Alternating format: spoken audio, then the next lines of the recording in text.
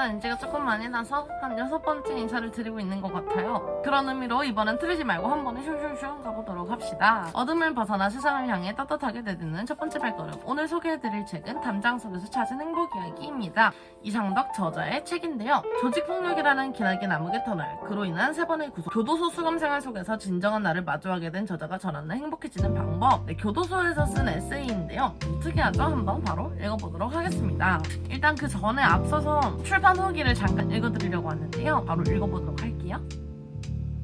나는 교도소에서 18년을 보내고 세상에 나왔다.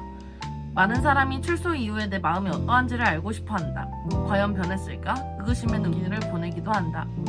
나는 예수님을 만나고 나서 새로운 삶을 살고 있다. 신학을 공부하고 목회자가 되었다. 몇 년 전만 하더라도 상상할 수 없는 일이었다. 내가 교도소 출신인 까닭에 나의 삶은 예수님을 만나기 전과 후가 너무 다르다. 과거에 나는 감사할 일이 별로 없었다. 하지만 지금 나는 매일 감사하며 살아가고 있다. 달라진 삶이 힘들진 않느냐? 라고 묻는 사람도 있다. 육체의 힘듦과 영혼의 힘듦은 다르다. 영혼의 갈급함이 채워지고 있는 요즘은 매일 새로운 에너지로 충전되어 있는 기분이다. 네, 이렇게 잠깐 들으셨으면 눈치를 채셨을 텐데요. 이상덕 저자는 18년 동안 교도소에서 지내고 나오셔서 목사님을 하고 계세요. 유튜브 교도소 TV도 하고 계시고요. 그러면 오늘 한번 바로 읽어보도록 하겠습니다. 행복한 번데기. 이곳에서 먹을 것 다음으로 신경 쓰이는 것이 잠자리 문제이다.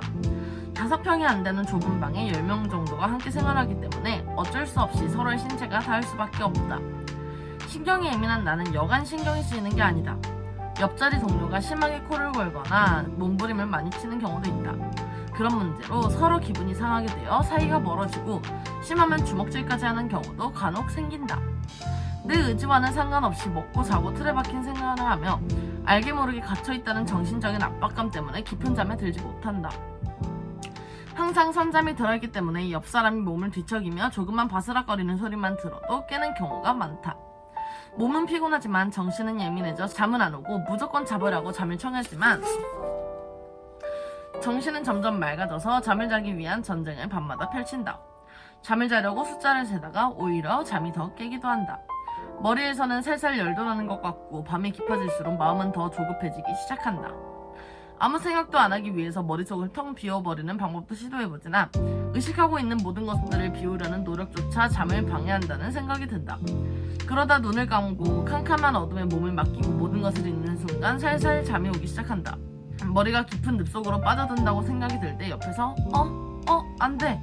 하며 큰 소리로 낸 잠꼬대를 하게 되면 모든 것이 또 말짱 도루묵이 돼버린다. 겨우 잠이 들기 직전에 잠이 다 깨버려서 짜증나는데 옆자리 동료는 코까지 골면서 잘도 잔다. 이곳 생활에서 잠이 오지 않는다는 것은 또 하나의 고통이다. 하지만 얼마 전부터 잠들지 못하는 나의 고통의 시간들이 사라졌다. 그동안은 내가 아무것도 할 수 없다는 것 때문에 많은 상념들이 떠올라 잠이 오지 않았다. 그렇다고 그 많은 질문에 대한 답을 찾아서 오게 된 것은 아니다. 그 답을 찾기 위해서는 아직도 더 많은 날들을 내 자신과 대화해야 한다.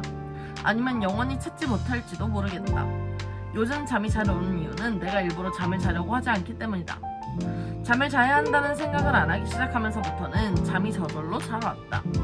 굳이 잠을 안 자도 되는데 라고 생각하는 순간 하품이 나기 시작하면서 눈꺼풀이 점점 무거워지고 슬슬 피곤해지기 시작한다. 잠을 자지 말자, 잠들면 안 된다, 책도 읽고 가족들에게 편지도 한 통 쓴 후에 잠을 자자 라고 생각하는 순간부터 바로 잠이 오기 시작한다. 그럼 어쩔 수 없이 자리에 눕게 되고 누우면 바로 잠이 들어버린다. 그동안 잠을 자야 한다는 강박관념이 오히려 나를 잠들지 못하게 하였고 교도소라는 공간에 나를 점점 더 가둬버렸다. 깊은 잠이 들기 시작하면 나는 강박관념에 갇혀있던 내 영혼에게 휴식과 자유를 주었다.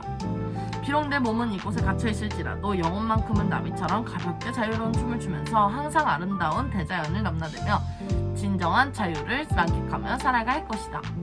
나는 지금 한 마리 나비가 되기 전에 번데기일 뿐이다. 번데기가 되지 못하면 나비도 되지 못한다. 번데기일 때 번데기로서의 최선을 다하고 싶다. 지금 나는 행복한 번데기이다. 식탐. 이곳에서 내가 겪거나 느끼는 일들 때문에 나 자신도 가끔 놀랄 때가 있다. 최근에는 이상하게 먹고 싶은 것들이 많아지면서 음식만 보면 입맛이 당기는 내 자신을 볼 때 약간 당황스럽다.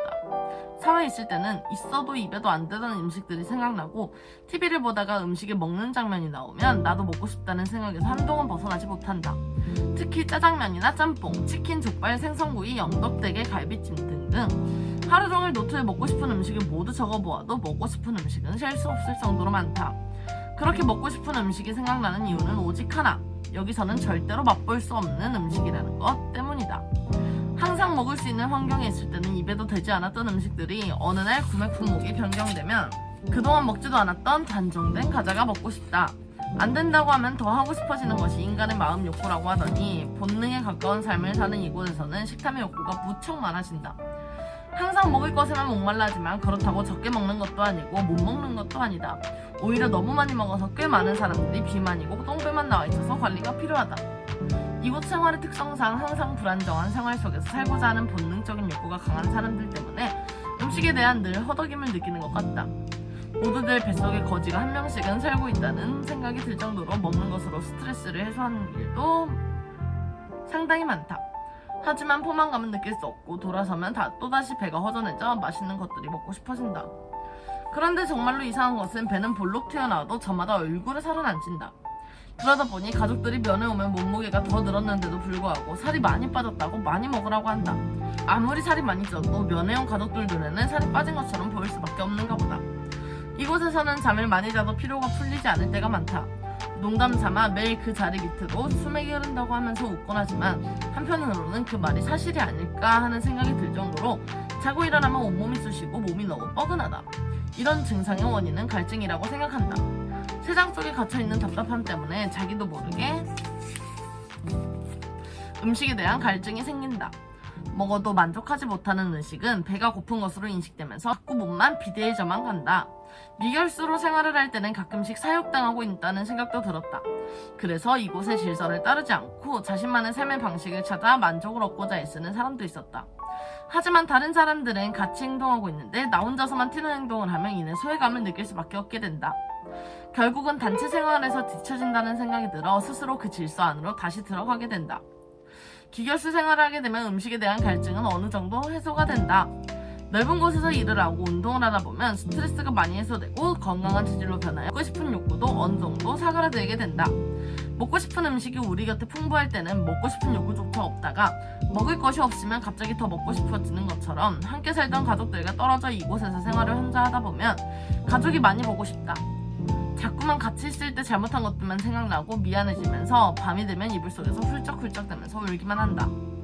우리가 먹고 싶은 것과 보고 싶은 것들이 모두 풍부하게 내 곁에 가까이 있을 때는 누구도 그 소중함을 전혀 알거나 느낄 수가 없다. 하지만 눈에 보이지 않는 그 순간들로부터는 진실로 먹고 싶고 보고 싶어지는 것이 너무나 간절하다. 그러므로 무엇이든지 있을 때 잘해라 라는 말을 평소에 가슴 깊이 새기며 살아가야 한다. 이렇게 오늘도 앞부분 조금 읽어보았는데요. 담장 속에서 찾은 행복 이야기, 이상덕 저자의 에피소드들, 교도소 생활이 어떤지 궁금하신 분들은 사서 읽어보시면 아주 재밌게 보실 수 있을 것 같아요. 이렇게 책 안에 사파들이 굉장히 많이 들어있어요. 매력 있는 사파들이 아주 많이 들어있고 내용의 이해를 쉽게 만들어줍니다. 오늘의 책 소개는 여기까지. 담장 속에서 찾은 행복 이야기였습니다. 가보도록 하겠습니다. 안녕.